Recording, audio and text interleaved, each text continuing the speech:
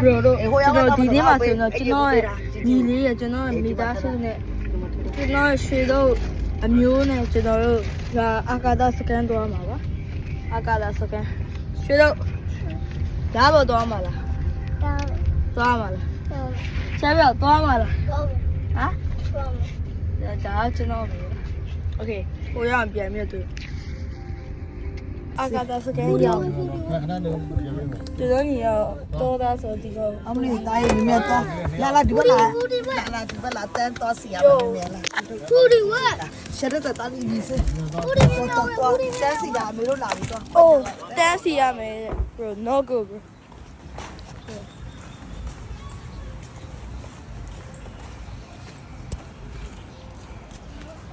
yo you I need to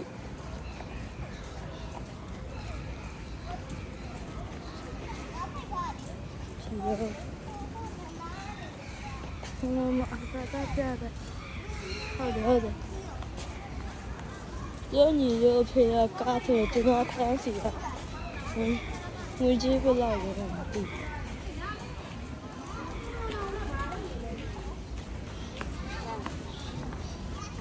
Bro, free on it. Oh, tu puoi vedere che ma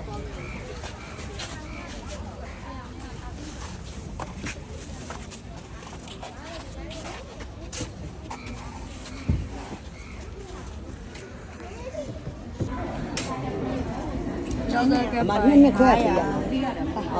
lâu rồi nên khoe sao vậy bên này có gì vậy chị đâu lễ tổng cho nó tập nhà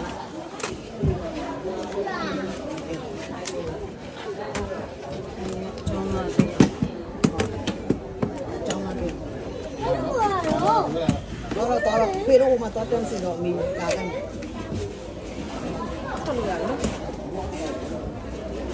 Mama ပြန်တော့စီရ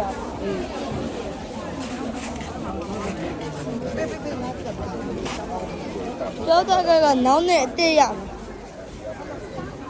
ကျောင်းသားကနောက်နဲ့အစ်ရမှာဘာဒီတော့တေးလေးရှာပြအောင်မချစ်ဟူးဟူး ဘာဖြစ်လဲ 这种摸的， အမှန်ကဘာလို့ငိုလဲငိုလဲဒါကွန်တော့ချားလားချားလားဒါကွန်တော့ အဲ့လေ 没那么牛的， 他拿回刀嘛了，拿回刀放嘛了，没那么牛。 ဒါနားမနေ ဖုံးကြတယ်တဲဖီအောင်ဖြတ်လိုက်တော့โอเค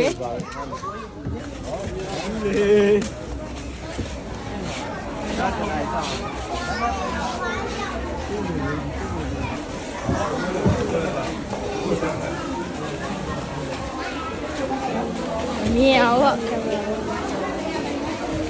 ပြောလား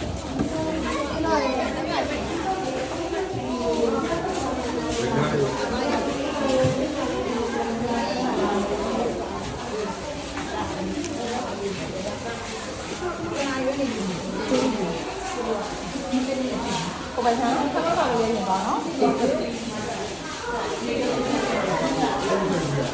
လားဒါကြည့်ရအောင်ရှင်းတဲ့ဆိုင်ဟိုမှာတာတပုတ်ရိုက်ပါ ရိုက်လို့ချိန်မရ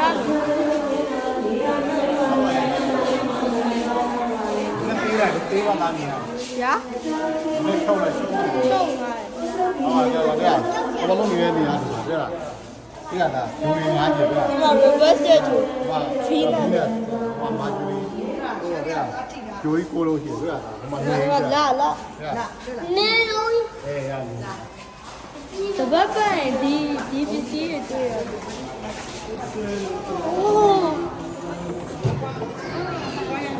အိုးဒီကြီး bro မြန်မာနိုင်ငံအဲ့တော့မြင်လာ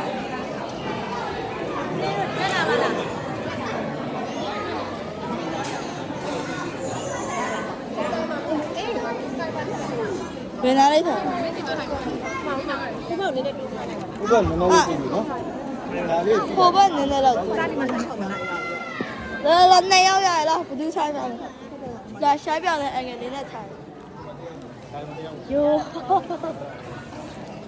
这个没地，玻璃，可以。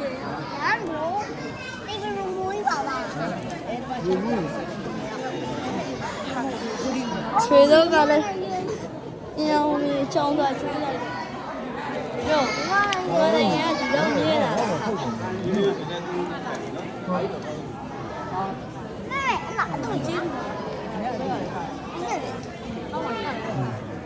妈的！那得高懵了。那龙马比快一。是啊，一定要对。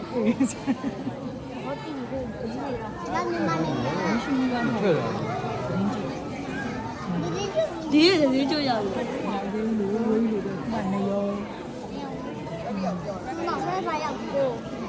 阿嘎达变了，变了。那个阿嘎达新的样子，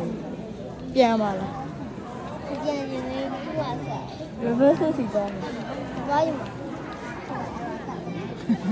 我哪路来？你给挨着走。哟。啥地方没得？哟，没得，那个变嘛那个。挨着不会嘛？要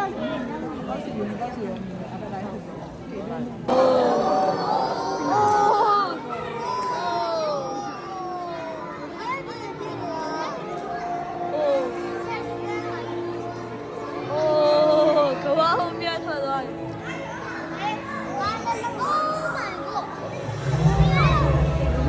阿嘎လာလေးရောက်阿嘎လာလေးရောက်တော့哟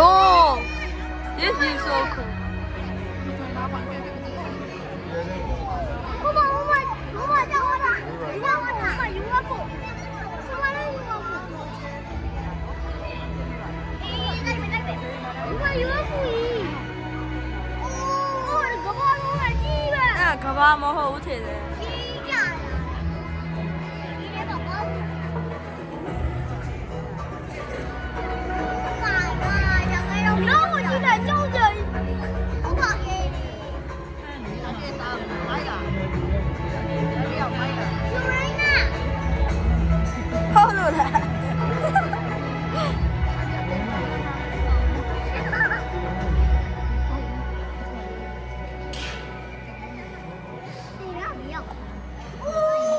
啊လာလားမသိဘူး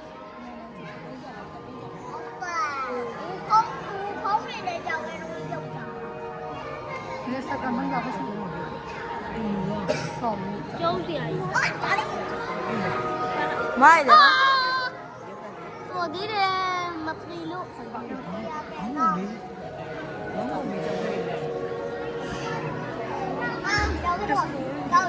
哦哦，黑呀，没地，刚才没有的。哦哦哦。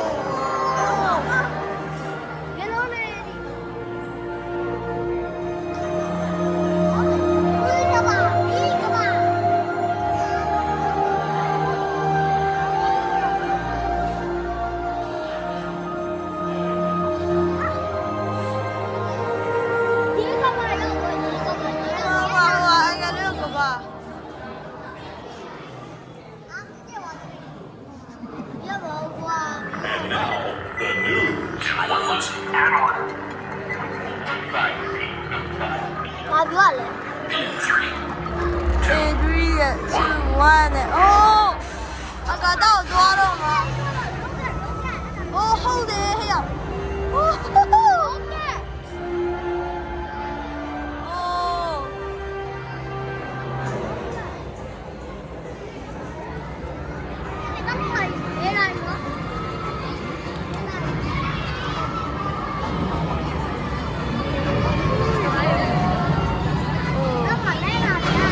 哦。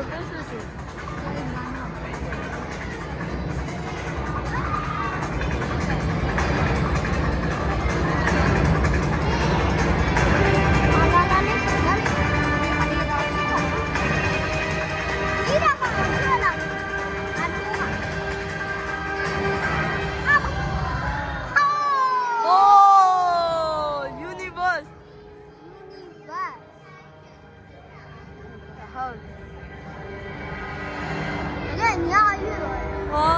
我。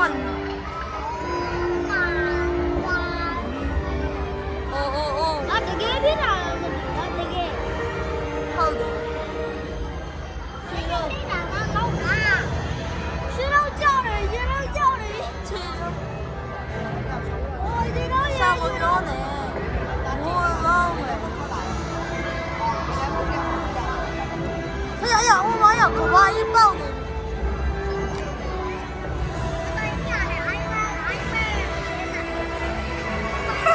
妈被University要多的路哎。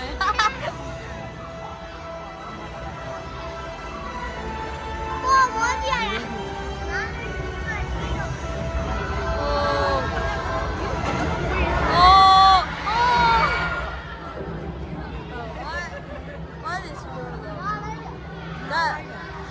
哟，妈别说哟。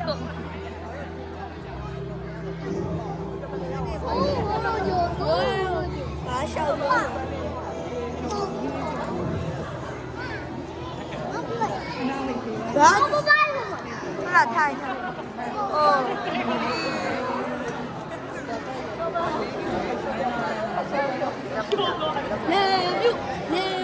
哟。我觉得在变的。比比现在。我那个。အားလုံးပဲမင်္ဂလာပါခင်ဗျာကျွန်တော်တို့အာကာသပြတဲ့ရန်ကုန်ကနေကြိုဆိုလိုက်ပါတယ်ဟုတ်ကဲ့ပါခုနကကျွန်တော်တို့ပြသခဲ့တဲ့ဗီဒီယိုတိုလီယာဆိုရင်ဒီအားပေးတဲ့ကောင်ကိုကျွန်တော်တို့က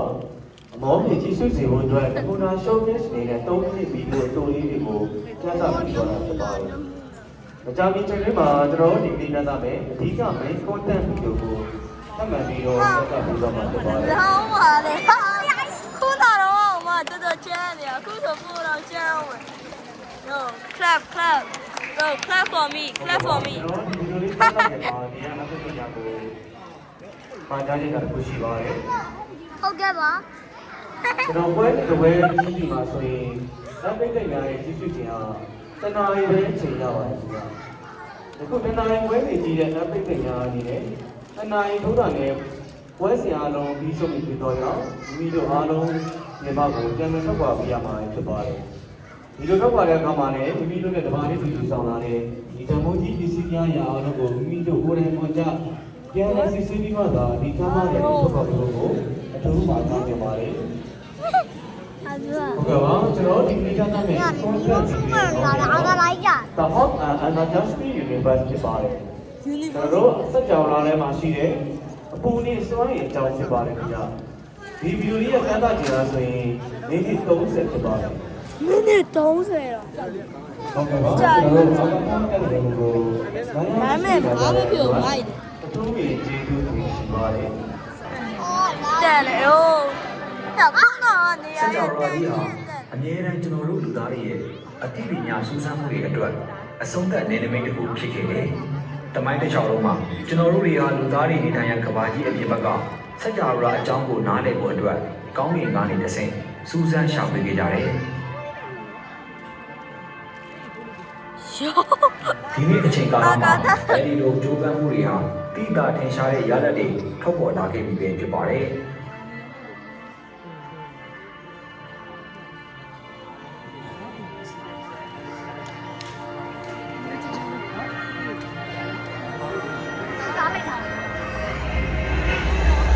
Universal hot air ဘာလို့လဲ အယုံမယူပါ Oh yo ကျွန်တော်တို့ရဲ့ဒီမင်းကြီးဟာ Oh shit ကောင်းကင်ယံမှာရှိတဲ့အခြားကျယ်တွေနဲ့တိတိတတ်တာဝယ်ပြောင်းမှုမရှိပဲတာမန်ကျယ်တဲ့စင်းဖြစ်တယ်ဆိုတာကိုလည်းသိရှိခဲ့ပြီဖြစ်ပါတယ်။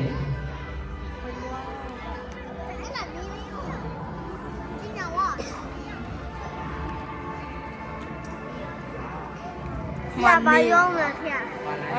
ဒါအပြင်ကျွန်တော်တို့ဟာဒီအဖွဲ့အစည်းမှာရှိတဲ့တခြားဂျိုတွေနဲ့၎င်းတို့ရဲ့ပြည်သူမှုအခြေအနေတွေကိုလည်းသိရှိခဲ့ကြပြီးဆက်လက်လေ့လာနိုင်ခဲ့ပါတယ်။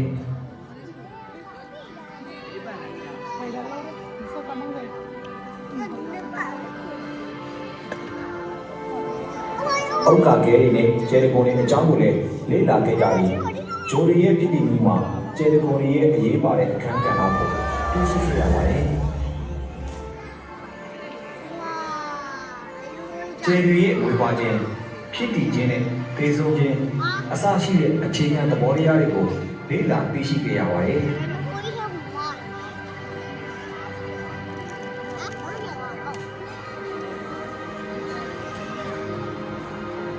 ဒါလာနေတယ်ဟဲ့လာအပြားကြီး ပဲကျေဒီကိုလက်ပတ်နေတဲ့ထောင်ပေါင်းများစွာသောဒီအကွက်စီးပြင်ပဂျိုတွေကိုလည်း ချိုးလာလာအဲ့ ရပါတ ပါတယ် ယ် ကဘာအပြားကြီးဟို ကျေနသည်တွေကိုအဆက်မပြတ်ဝေးဖွားပေးနေတဲ့ထုံမုတ်တွေနဲ့ဓာတ်ငွေတွေစုဝေးထားတဲ့တိတ်တိုက်ကြီးတဲ့အကြောင်းကိုလည်းရှာဖွေတွေ့ရှိခဲ့ကြပါတယ်။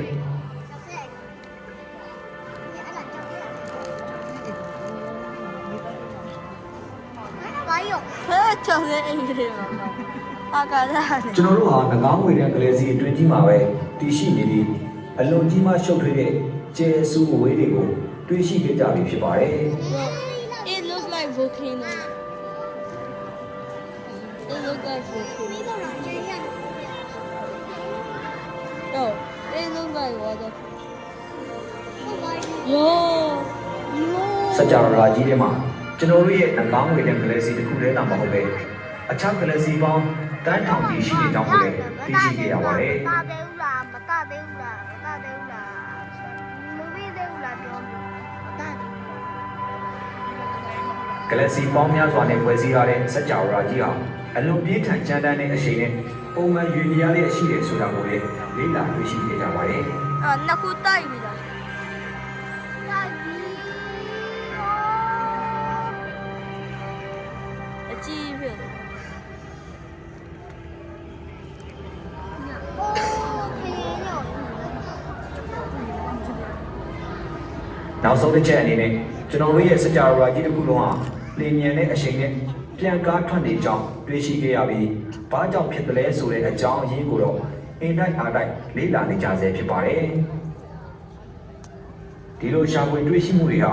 မှားယွင်းနေတဲ့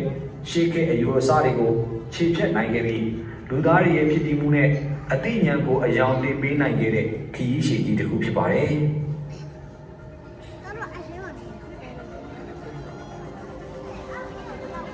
လူသားတွေရဲ့စကြဝဠာခရီးစဉ်ကိုလိုက်ပါပို့ဆောင်ပေးမယ့်ယဉ်ပစ္စည်းကတော့လက်ကပ်တာယာလေ့လာရေးစခန်းတွေမှာတက်ဆင်ထားတဲ့ telescope လို့ခေါ်တဲ့သိပ္ပံပညာတော်အထောက်အကူပစ္စည်းတွေဖြစ်ပါတယ်။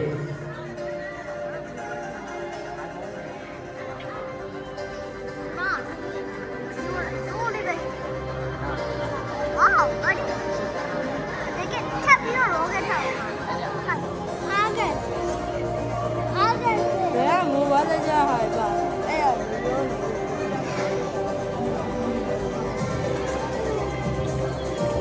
ပြောနေဟဲ့ရော It looks like something 老板有， လေးသားတဲ့ 三只有三只，我都不能忘了，我在一场。 ရိုးရိုးရိုး telescope တွေဟာအလင်းကိုစုဆောင်းပါတယ် telescope တွေ telescope တွေရဲ့စွမ်းဆောင်ရည်ဟာ၎င်းတို့မှာတက်ဆင်ထားတဲ့မှန်ဘလူးဒါမှမဟုတ်မှန်ရဲ့အရွယ်အစားအချင်းပေါ်မှာပဲမူတည်ပါတယ်။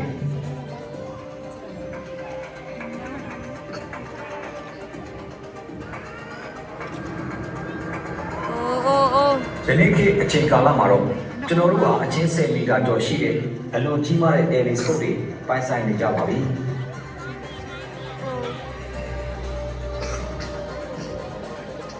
အိုးစက်ခန်းထဲမှာရောက်သွားတယ်မိုက်တယ်ကွာလက်တောင်ညောင်းလား 家长们家不。 telescope အများစုကိုရုပ်ပြတွေနဲ့ဝေးကွာတဲ့နေရာညက်ခတ်ပေတာလေးလောင်မှုကိုတားဆီးတဲ့မီးအယောင်တွေမရှိတဲ့နေရာတွေမှာတက်ဆင်ကြပါတယ်။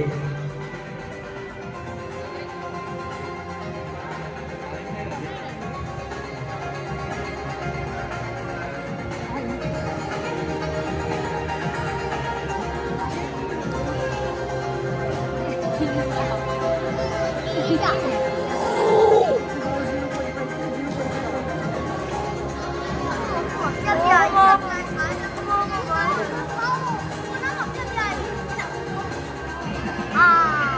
ပဲဟုတ် ဘူ ပြီ ရော ကော ဘတောင်ပိုင်းနက်ခတ်ပေရဆိုင်ရာဒီကနာအဖွဲ့အစည်း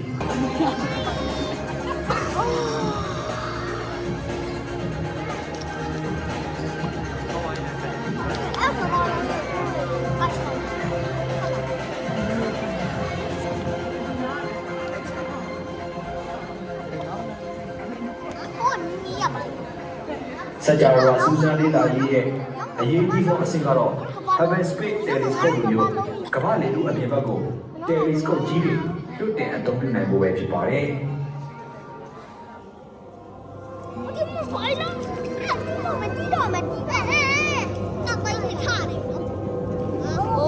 းဒီတဲ့ဝင်ပါဟုတ်တယ်ဝင်တော့ဘာပြောက် အလင်းဟာ telescope တွေတိုင်းယူနိုင်စွမ်းတဲ့အများကြီးပုံမြန်အများကြီးပိုရှုပ်ထွေးပါတယ်။အလင်းကိုမတူညီတဲ့ချိန်ရုံးတွေရှိတဲ့လျှက်စစ်တန်လိုက်ရောင်ခြည်တွေနဲ့ဖွဲ့စည်းထားပါတယ်။အဲဒီတန်လိုက်ရောင်ခြည်တွေအများစုကို telescope တွေလူတွေရဲ့မျက်နှာတွေနဲ့မမြင်နိုင်ပါဘူး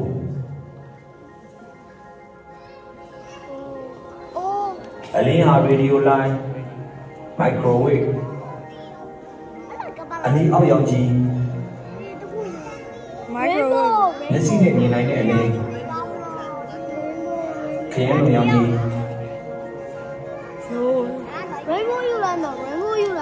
X-ray နဲ့ gamma rays စတဲ့ပုံစံအမျိုးမျိုးနဲ့ရှိနေနိုင်ပါတယ်။အဲ့ဒီပုံစံတွေအားလုံးကိုလျှက်စစ်တန်လိုက်ရောင်စီတွေနဲ့ဖွဲ့စည်းထားပါတယ်။လူတွေရဲ့မျက်လုံးဟာအခြေခံအရောင်တွေပါတဲ့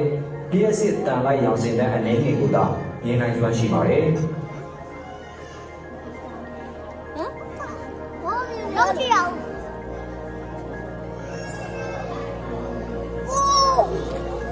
အာကာသတွေကအရာဝတ္ထုတွေဟာအချိန်တိုင်းမှာလိုင်းအလျားလိုက်ပုံစံမျိုးစုံကိုထုတ်လွှင့်နေတတ်ပါတယ်။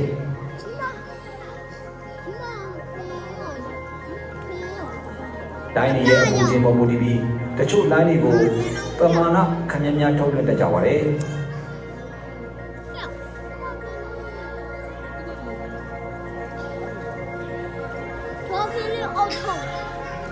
ဥပမာအပူဆုံးနဲ့အပြင်းဆုံးဖြစ်တဲ့ X-ray နဲ့ gamma rays တို့လို line တွေကိုတော့ပမာဏအနည်းငယ်သာထုတ်လွှင့်နိုင်ပြီးအပူချိန်နည်းတဲ့အနီးအောက်ရောင်ခြည်တွေနဲ့ radio line တွေကိုတော့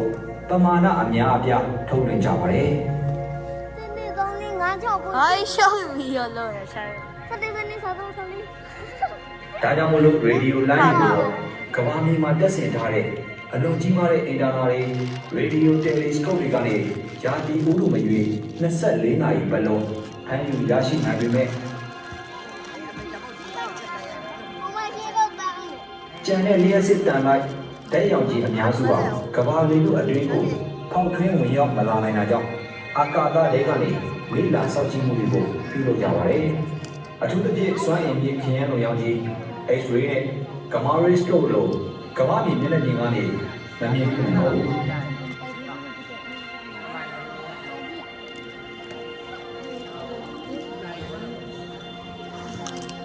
။စကြဝဠာကြီးရဲ့အပြင်းထန်ဆုံးနဲ့ထူးဆန်းအပ်ဖွယ်ရာဖြစ်ရပ်တွေကိုမြင်နိုင်ဖို့အတွက် X-ray နဲ့ gamma rays တွေကိုလေ့လာနိုင်ဖို့လိုအပ်ပါတယ်။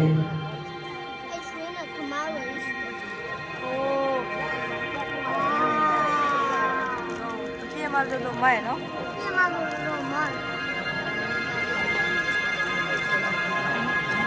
ဒါကြောင့်စွမ်းအင်မြင့်မာပြီးပူပြင်းကြမ်းတမ်းတဲ့စကြဝဠာကြီးကိုလေ့လာနိုင်ဖို့ကပူတဲသောနည်းလမ်းကတော့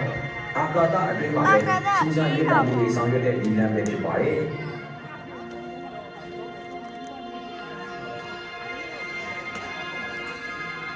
ဒီလိုစူးစမ်းလေ့လာမှုတွေကြောင့်လူသားတွေရဲ့မျက်လုံးနဲ့မမြင်တွေ့နိုင်တဲ့ယူဝဗေဒဆိုင်ရာဖြစ်စဉ်တွေကိုသိရှိလာစေနိုင်ပါတယ်။ တက်တော်ညောင်း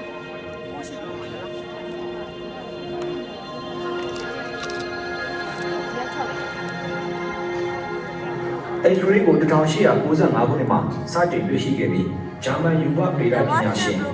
William Röntgen ကိုအစွဲပြုပြီး Röntgen လက်ရောင်ခြည်လို့လည်းအမည်ပေးထားပါတယ်။ဒီလက်ရောင်ခြည်ကိုဆေးဘက်ဆိုင်ရာနဲ့ယောဂရှာဖွေရေးနယ်ပယ်တွေမှာနှစ်ပေါင်းများစွာကလေးကအသုံးပြုကြပါတယ်။ ဘာလို့ထွက်ကုန် Gamma rays တွေကိုတော့ 1900ခုနှစ်မှာပြည်သစ်ယူဝဗေဒပညာရှင်ပေါ်ဘီလာတက်ရှိတတဝါတွေအပေါ်ဒဲရောင်ကြီးပြင်ဆင်နေတဲ့အနေရှိတဲ့အတွက်ဘူးတိများခဲ့ပါတယ်1948ခုနှစ်မှာအမေရိကန်သိပ္ပံပညာရှင်တွေဟာနေကထုတ်လွှင့်လိုက်တဲ့ X-ray တွေကိုကမ္ဘာ့ဗီဒီယိုဒုံးပြန်လေးပေါ်မှာတက်ဆင်ထားတဲ့အထူးထောက်လှမ်းရေးကိရိယာတွေအသုံးပြုပြီးလေ့လာတွေ့ရှိခဲ့ကြပါတယ်1962ခုနှစ်မှာတော့ဗီကာလိုဂျီယာဂိုနီဦးဆောင်တဲ့သိပ္ပံပညာရှင်အဖွဲ့ဟာဂိတ်ဆာယာတီလို့သိကြတဲ့စကော်ရီဘွန်ကျဲစုတွေစီကိုဦးတည်နေတဲ့ X-ray ကိုလေ့လာတွေ့ရှိခဲ့ကြပြီးဒါမှမြေဖွဲ့စည်းတွေမှာကထုတ်တဲ့ X-ray တွေကိုပထမဆုံးအကြိမ်တွေ့ရှိခဲ့ရတာပဲဖြစ်ပါတယ်ကမ္ဘာရောင်ကြီးတွေကိုတော့ ကျန်တဲ့ဗီဒီယိုတော့ဆက်ပြီးတော့မရိုက်နိုင်တော့ပါဘူး။ဖုန်းကiCloud storage တွေလည်းပြည့်နေပါပြီ။အဲအကြောင်းမို့ပါ ဒီ line တွေကိုမတန်းနေတဲ့နေရာ ပြန်มาဆိုရင်တော့ Happy World ဝင်မလားမဝင်မလားမသိပါဘူး။ဒါပေမဲ့ရေခဲမို့တော့စားခဲ့ပါ။ရွှေတော့ကောင်းလား။ Happy တော့ချောင်းဆုံးနေတော့သူ့ကိုမီနီတစ်ခွက်ကျွေးလိုက်တာ။မီနီတစ်ခွက်ကျွေးပါ။ Okay အဲ့တော့ Happy World Happy World တော့အောင်ပါလားမသိဘူး။ Happy World တကယ်ရောက်လာပါပြီ။